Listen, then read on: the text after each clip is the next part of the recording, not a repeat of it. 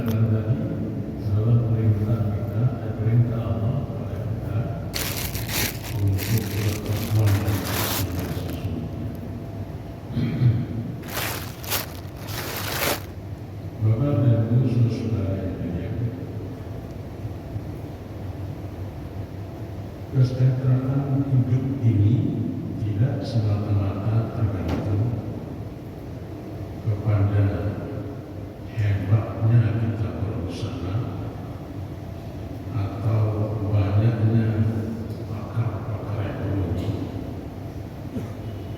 akan tetapi banyak sangkut pautnya dengan iman dan takwa.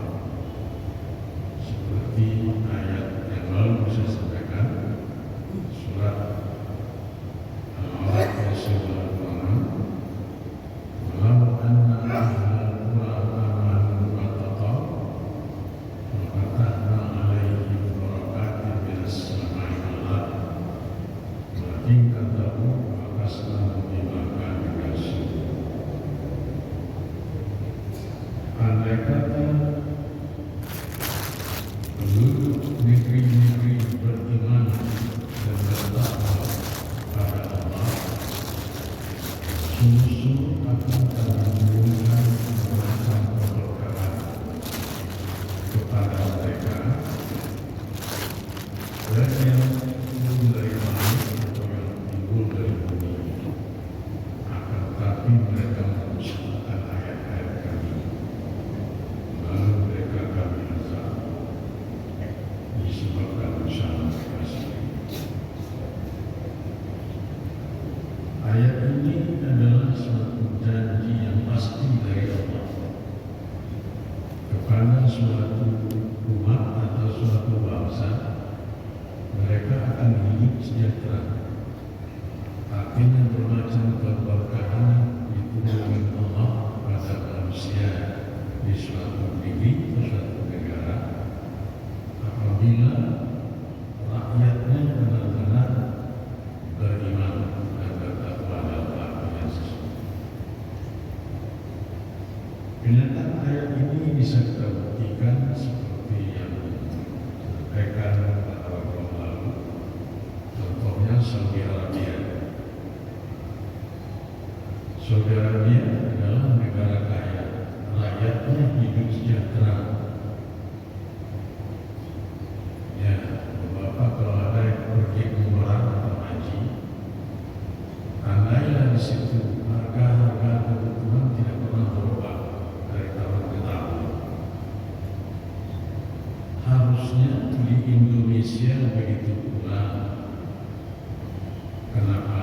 Karena kita mayoritas umat Islam. Jadi harusnya negara ini sudah hidup sejahtera rakyatnya, karena rakyatnya mayoritas umat Islam. Ya. Jadi itu janji Allah. Kalau benar rakyat itu beriman dan bertakwa, hidup kita akan sejahtera. Allah menurunkan bermacam keberkahan. Contoh yang dekat lagi, Brunei Darussalam. Brunei Darussalam negara sejahtera. Minyaknya berbagai kaya raya negara itu, rakyatnya hidup sejahtera. Kenapa? Karena beriman dan bertakwa. Begitu intinya. Namanya negara saja, Brunei Darussalam. Darussalam artinya apa? Daru artinya negara, salam damai selamat, arti Brunei Darussalam negara Islam. Makanya negara itu sejahtera, itu rakyatnya beriman dan bertakwa. Buat contoh yang kita buktikan di dunia sekarang, Saudi Arabia, Malaysia, ya, termasuk Iran. Iran itu negara Islam modern, berarti pun dia orangnya adalah jabat-jabatnya berbeda, tetapi dia mempergunakan Muslim. Juga dia akan berlaku Muslim, bukan hukum Arab. Ya tidak dipakai KUHP, begitu juga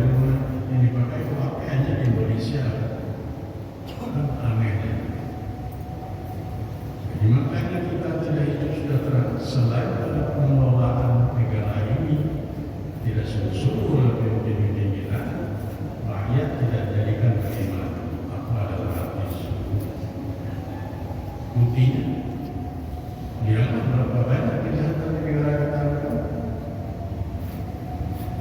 termasuk kejahatan yang bersih, karena rakyat tidak beriman dan bertakwa dalam arti yang sesungguhnya. Kejahatan yang menonjol hari ini ya segala online, judi online, pinjam online, ya pelacuran online. Pemerintah sendiri sudah kewalahan, Kapolri mengaku kewalahan membasmi judi online hari ini. Kalau terlibat bukan hal biasa, bahkan juga polisi dan tentara terlibat dalam judi online. Mana lagi berjuang dengan kebebasan seksual. Dengan penilaian lain seperti ini kata, sering kata, padahal itu tetap pelajaran banyak kan. Cuma apa dan dalam hukum apa bergaya otak. Ya, kalau terberita kan bebas pastinya. Dia belajar kita tidak hidup sejahtera karena rakyatnya tidak beriman dan tidak bertakwa dalam arti yang sesungguhnya. Pemerintah pun tidak mengarahkan ke sana. Pemimpin kita hanya sibuk dengan urusan dunia semata. Keimanan yang kita terlalu rakyat diabaikan. Karena rakyat ini tidak akan pernah hidup sejahtera apabila iman dan takwa yang dipelihara oleh pemerintah. Bapak Ibu Saudara, kita buktikan 80 tahun kurang 9 bulan kita merdeka. 80 tahun kurang 9 bulan, Agustus 80 tahun.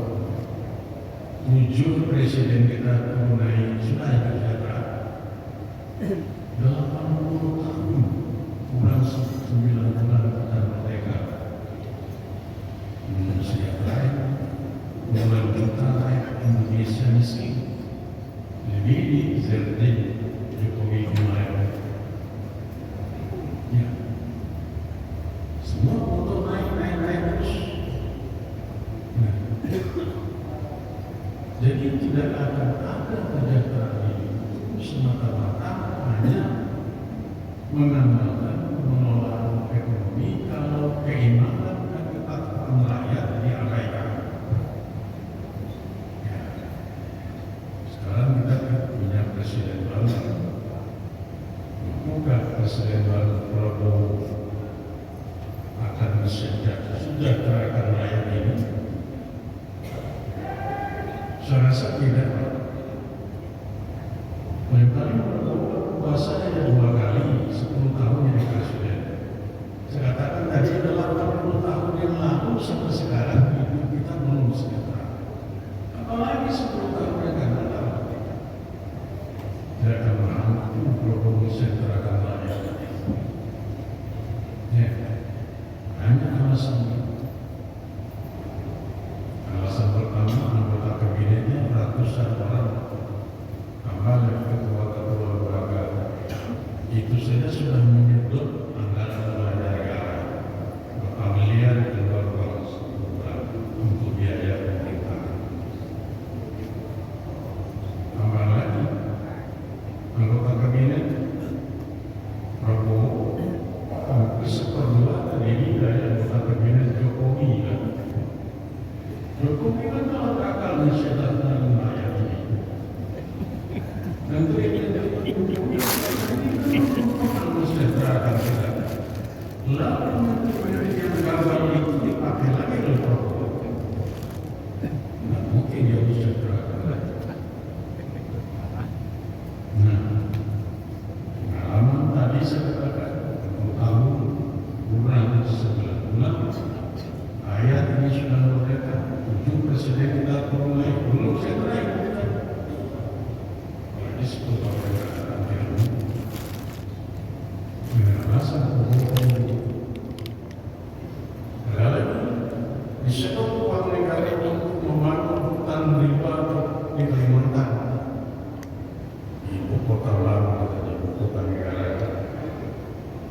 2% uang negara itu negara.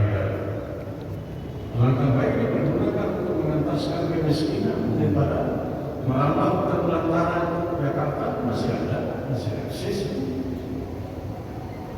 Kalau dipergunakan untuk mengentaskan kemiskinan ya mungkin bisa daripada merambah ketelantaran. Contohnya itu orang transmigrasi, orang migrasi. Hari ini sudah lumayan. Kenapa? Diberi modal oleh pemerintah, dibikinkan rumah, diberikan tanah, diberikan modal usaha. Mereka sampai sekarang hidupnya lumayan. Maka baik dipergunakan uang itu untuk mengentaskan kemiskinan seperti transmigrasi daripada melakukan kelimatan itu. Kemudian ada lagi program Prabowo makan siang gratis yang bergizi di sekolah. Anggarannya berapa? Dari 71 triliun. 71 triliun anggaran untuk makan siang. Tidak ada diajar modal pemerintahan anak mau nasi ke sekolah itu. Ke sekolah sebenarnya. Maka baik bergunakan 71 triliun untuk mengentaskan kemiskinan. Apalagi itu namanya makan bergizi. Makan bergizi siang lagi 15.000. Iya bergizi di mobil itu. Di Padang mobil itu nasi apa? Nasi merah. Merah. Bergizi itu. Bergizi di Padangnya 20 KP.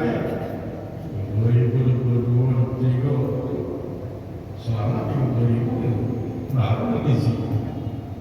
Apalagi nanti orang kaya kita akan mau makan 15.000. Anak pejabat, anak menteri, anak perwakilan sekolah mau dia makan 15.000 tidak.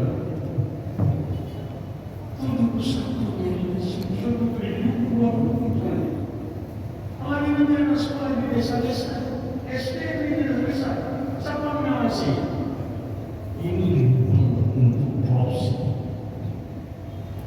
Makanya kita tidak yakin bahwa akan mesejahterakan. Nah, itu kaum muslimin. Nah, lagi kita bertanya, apakah Prabowo benar-benar beriman dan bertakwa?